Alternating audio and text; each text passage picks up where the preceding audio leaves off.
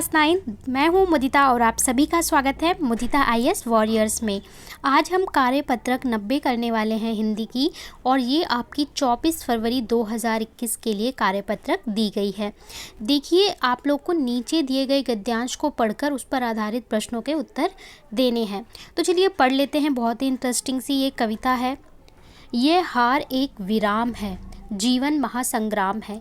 तिल तिल मिटूंगा पर दया की भीख मैं लूँगा नहीं, वरदान मांगूंगा नहीं। यहाँ पे जो कवि हैं वो क्या कह रहे हैं कि यह हार एक विराम है। मतलब कि अगर आप किसी भी जीवन में कभी भी हारते हैं तो वो बस एक विराम है। जैसे कि आप हिंदी में पंक्ति लिखते हैं तो उसके बाद क्या करते हैं, इंग्लिश में सेंटेंस लिखते हैं तो एक फुल स्टॉप लगाते हैं। तो कह रहे हैं कि जो हार है वो एक फुल स्टॉप है, एक विराम है, और जो जीवन है वो महासंग्राम है। तिल तिल मिटूंगा और दया की भीख लूँगा नहीं। मतलब तिल तिल मतलब घुट घुट के मैं मरूंगा नहीं, और ना ही मैं दया की भीख लूँगा, और ना ही मैं इस चीज़ के लिए कोई वरदान मांगूंगा। स्मृति सुखद पहरों के लिए, अपने खंडहरों के लिए, यह जाल लो मैं विश्व की संपत्ति चाहूँगा नहीं। मतलब अच्छे सुखद यादों के लिए मैं कोई विश्व की संपत्ति नहीं चाहूँगा। वरदान मांगूंगा नहीं। क्या हार में क्या जीत में, किंचित नहीं भयभीत में। संघर्ष पथ पर जो मिले, यह भी सही वह भी सही। तो कह रहे हैं कि संघर्ष पथ पर, संघर्ष की लड़ाई में, जीवन में क्या हार है क्या जीत है, जो भी मिले सब सही है। वरदान मांगूंगा नहीं, मैं किसी तरीके का कोई वरदान नहीं मांगूंगा। लघुता न अब मेरी छुओ, तुम हो महान बने रहो। अपने हृदय की वेदना में व्यर्थ तागूंगा नहीं। मतलब इतना छोटा नहीं होऊंगा कि मैं किसी भी चीज़ के लिए वरदान मांगूं या झुक जाऊं। वरदान मांगूंगा नहीं, चाहे हृदय को ताप दो, चाहे मुझे अभिशाप दो। यानी मुझे चाहे तुम अभिशाप दे दो, ठीक है, श्राप दे दो, लेकिन फिर भी मैं वरदान नहीं मांगूंगा।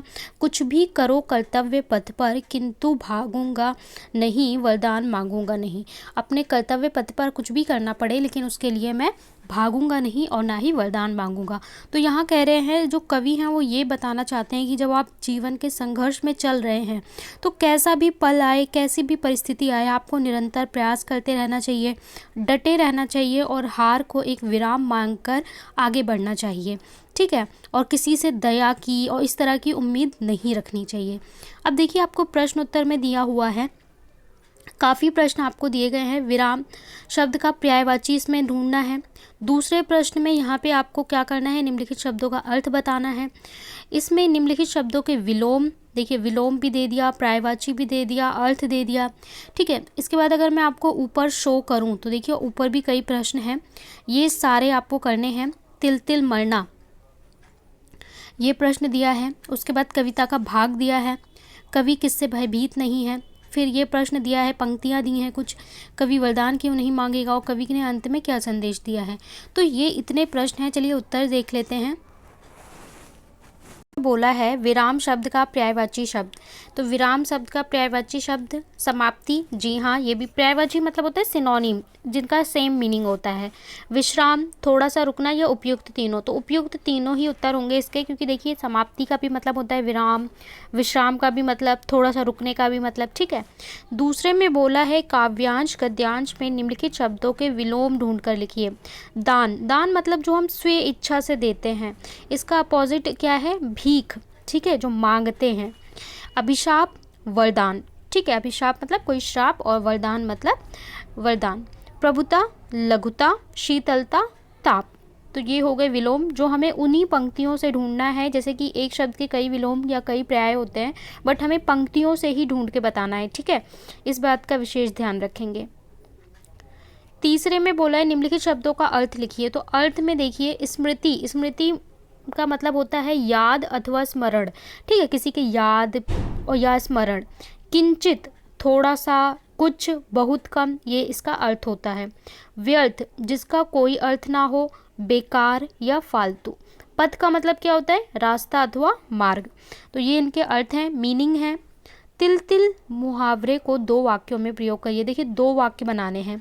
सबसे पहले तिल तिल मरने का अर्थ क्या होता है, धीरे धीरे मृत्यु के मुख में जाना, तिल तिल मरना।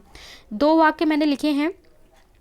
कैंसर एक ऐसी बीमारी है जिससे मनुष्य तिल तिल करके मरता है, ठीक है, क्योंकि उसमें क्या होता है, इंसान धीरे धीरे डैमेज होता जाता है, मनोवैज्ञानिक रूप से भी और शारीरिक रूप से भी वो तिल तिल करके मरता है। तिल तिल कर जीवन व्यतीत करना कायरों की निशानी है।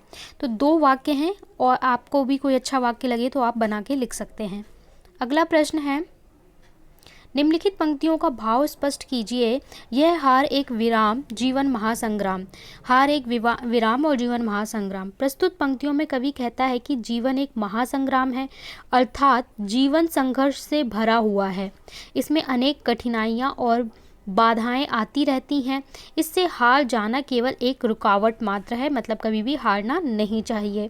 कवि किससे भयभीत नहीं है? कवि जीवन में आने वाली हार से भयभीत नहीं है, ठीक है।